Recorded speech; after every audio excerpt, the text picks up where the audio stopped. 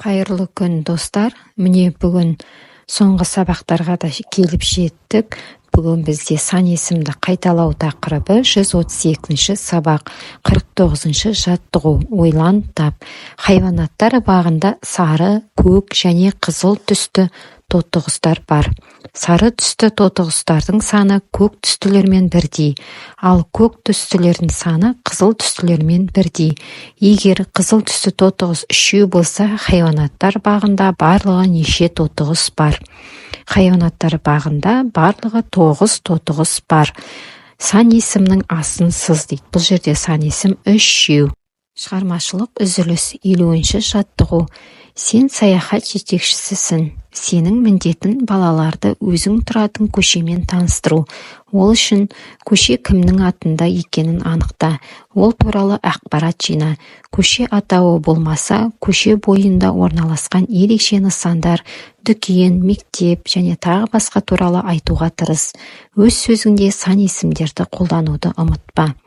Мысалы, сен Абай Құнанбаев көшесінде тұратын болсан, сол Абай Құнанбаев көшесі қай жылдары салынды және нешінші қатарда тұр, және сол көшенің бойында қандай нысандар орналасқан, үйің нешінші пәтерде екенін айтатын болсан, сен міндетті түрде сан есімдерді қолданатын боласың.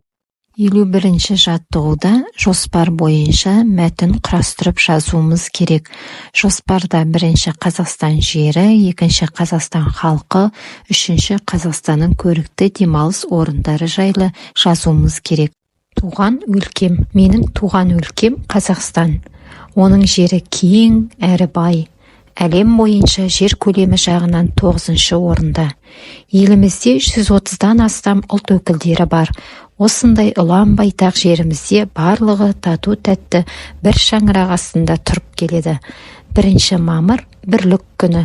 Сол күні барлық ұлт өкілдері мерекені тойлайды.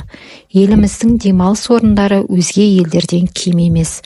Бурабай демалыс аймағы, емдік қасиеті мол Алакөл, көрген көзді таң қалдырар Балқаш. Біздің өлкемізде осы іспетті демалыс орындары көп. 52-ші жаттығу. Айман орманға саңырауқұлақ теруге келді. Алайда орманда улы саңырауқұлақтар өте көп еді. Олар қызыл түсті.